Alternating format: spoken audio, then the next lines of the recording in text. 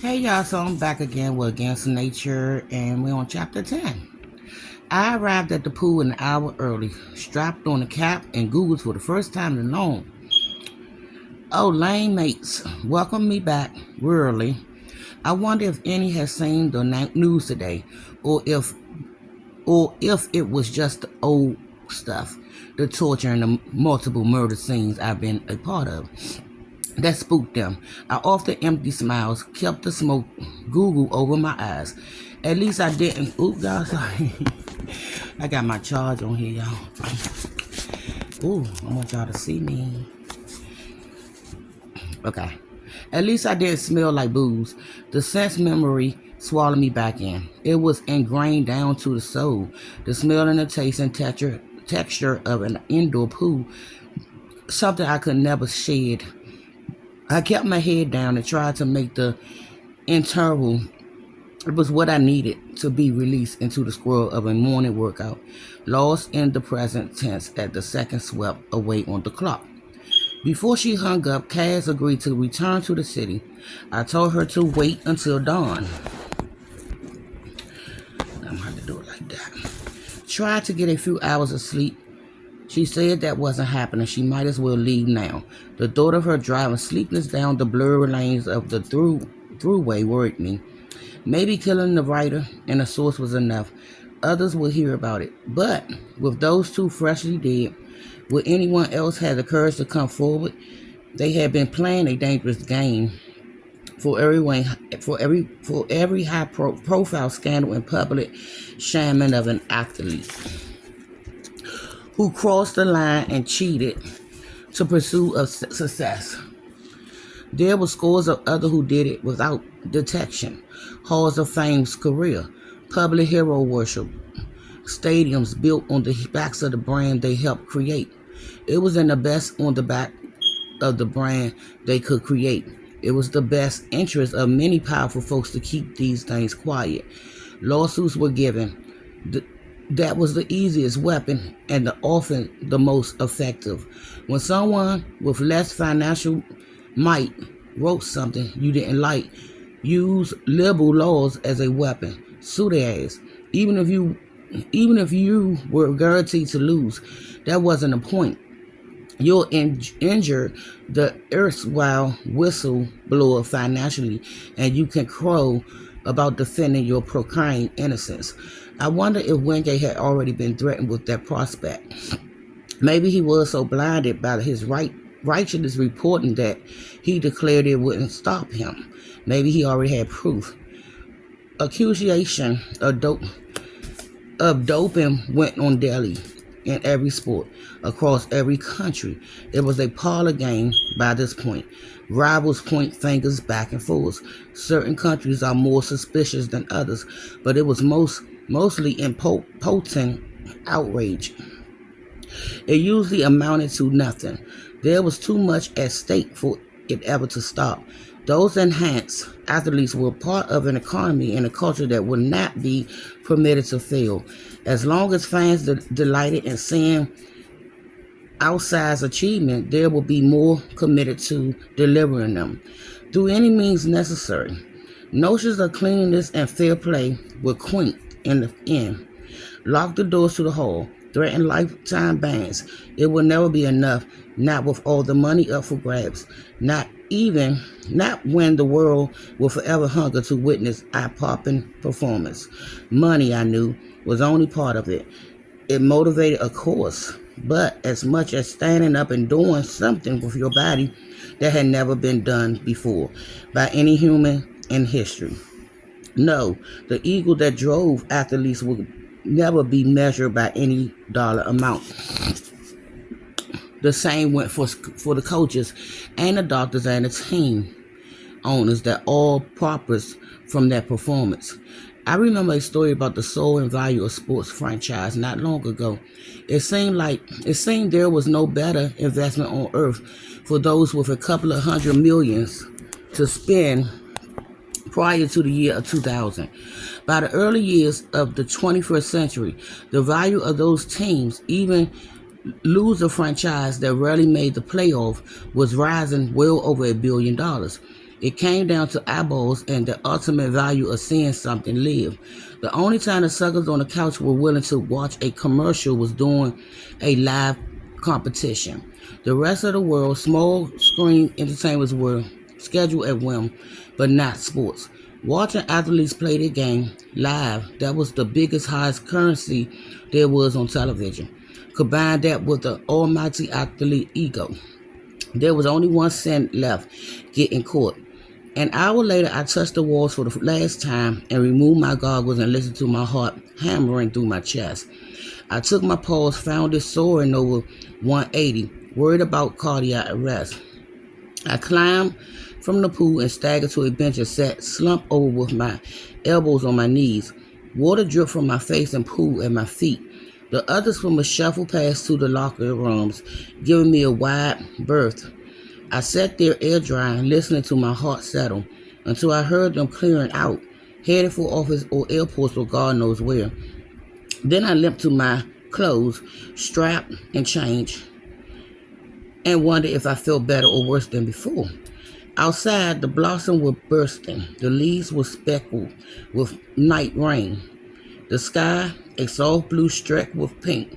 It was the time of year when the city was forgiving again. After the months of freeze and punishments, pressing against winter winds and bad spirits. When everyone contemplated flights to warmer. Wait a minute, y'all. I don't know what's going on with this. To warmer, saner ways of life. Finally, there was a reprieve. We all felt for it.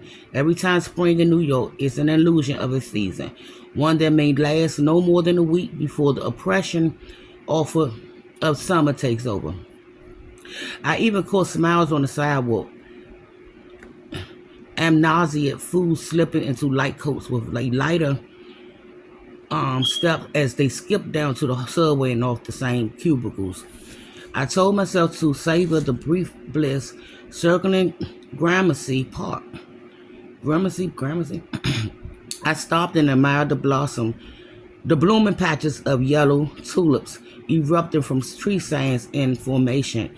Dogs pulled their leashes and sprayed them before being yanked away by owners. Behind the iron gates of the park, gardens flowered while the old and the rich lingered on benches with the time spread before them. Strollers rolled past carrying children no longer zipped in coats and sealed like contrabands. It was a time of fresh starts, of forgetting, but only for the foolish. As I turned on 3rd Avenue, I confronted a newspaper stand outside a greengrocer. My spring reverie slipped away on the breeze. There was the headline horror, staff of death. Read the post, and Paul said the less clever Daily News. I kept walking. I learned to ignore the tableaus when I was a recurring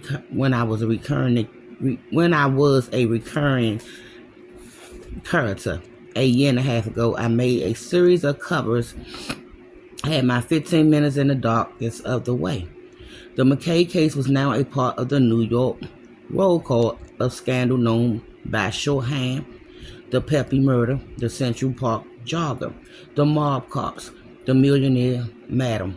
They were the stories that reveal the sinful undercurrents of the city and just as much the unique hunger of New Yorkers for a certain kind of high-profile cruelty. Money and power and privilege, rough sex and lurid violence, madness that cracked open into the light with that special resonant something. The McKay case joined the pantheon recognized as the sicko swimmer. Dateline in 2020 did segments on it. Law and Order SVU did the requisite rip from the headlines episode based upon it. And then it drifted away, leaving the characters destroyed in its wake. Remembered by the rest at dinner parties, preserved for prosperity on Wikipedia and true crime compilations. Maybe this will be another, or maybe it will lack that stickly ingredient that those Matter Stories chef Those master story chefs at the Post were so brilliant at sniffing out. Aside from the murder weapon and my presence on the scene, it looked on the surface like another bar robbery gone wrong. Carl Kruger backstory will raise the dial, but he wasn't the only trans bar owner in town. And I wonder if his background would even come out. Who was I kidding? The broad strokes of his past were a Google away. This one could unravel all over again. I want to know parts of it. A block from home, I spotted Cass' Land Cruiser parked on the corner. I was still incredulous that she traded in the old Benz, Winter Rose or not. It was more proof of the way she shared her city life, her life with me. No longer the downtown Demetric and detective sidekick. Cass has settled into her quiet country, idle in love. 100 miles and a universe away, but then her lover went over those falls and now she was back. I smiled to myself. The great magnet of Manhattan will always pull you back. I saw her waiting in front of my place. She leaned against the gate along my stoop and placed her preliminary between her lips. She blew smoke at the sidewalk and did not look up. She was dressed in jeans, a black hoodie, her style careless, a long way from her current city look. Her straight black hair was tied back into a ponytail, setting off her sharp profile. She was a woman rarely without makeup. I noted her exposed beauty without it. She looked less severe, more vulnerable. Cass took a final drag, lifted her chin as she flicked it into the street, and turned to me. About time, she said. Went for a swim. Good for you. You eating? I asked. Not hungry. I remember her diet of energy bars, coffee, and wine. I never seen her ingest anything else, aside from the endless strings of cigarettes. I stepped past and opened the gate, unlocked the door, and welcomed her in. She stopped in the doorway, scanned the spare's room. On her last visit, she lay dying on the floor, a bullet in her stomach, 2 dead Euregians around us. The ghost will still linger. Place feel different without Elvis, she said. I know. I'm thinking of moving. Where? She asked. I shrugged, went to the kitchen and filled a kettle with tap water and turned on a burner. I opened the fridge and took out the coffee, poured a half-dozen scoops into the French press. She joined me in the kitchen, peeked over my shoulders, and scanned the countertops. No bourbon in sight, she said. What's gotten into you? Been cutting back. Good for you. She turned and paced the apartment. I could sense her reenacting the past violence. Cass has flatlined in the ambulance that day. They managed to restore her heart, but that had marked the end of our partnership. Now we were even, or so I thought. Years before I'd taken a bullet for her, too. We didn't speak as I let her absorb the remember horror. When she laid in a pool of your own blood and felt life seeping away, you know there's little to say. It's a memory that will forever feel disembodied, as if it happened to someone else. You can look down at the spot where it happened and sense that other self there on the ground dying, and you'll realize that past, present, and future are all delusions, and self, the grandest illusion of all. Cass stood over that spot by the door and looked at it for a long while, until the kettle whistled and she shuddered out of herself. Milk, please, she said. No sugar. I poured out coffees and settled onto the couch and waited until she was ready. Set out an ashtray for her. She came over and lowered herself into the leather chair that was always hers. I hadn't sat in it since. Cass raised the mug and took a sip. Ooh, ouch, ooh. I'm sorry. Set it down and sparked a cigarette. How does it feel to have me back? She asked through a plum of smoke. Feels good. Wish I could say the same. At least you're honest. It's a curse, she said. She looked back over at the spot. It's good to see you, Duck. It is. Just not here. I agree. I think you should move.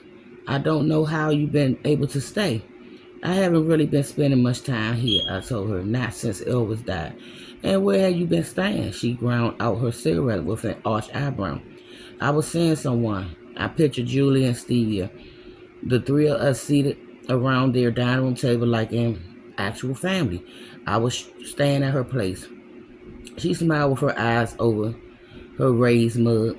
I'm glad you needed someone to bring you out of all that.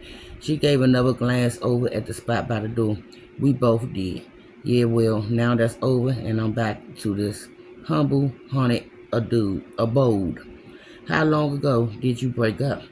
When you called? Oh, Doug, really, that's ridiculous. I pushed myself up, went to the fridge. I stared at the empty shelves and longed for a nice long row of green deck bottles.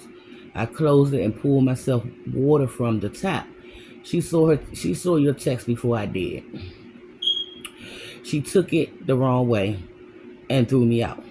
Cass shook her head, lit another cigarette. You need to fix that shit, she said. Want me to talk to her? No thanks. She stood and went back to the spot by the door, transfixed by the memory of her near death. I picture her there bleeding with eyes resigned, the gunshots echoing through the small room. It wasn't easy to get all your blood out of the floorboards, I said. Is that why you stayed? She asked. To keep the trace of me left behind. And I will be back, y'all, with chapter 11. We reading this together, y'all.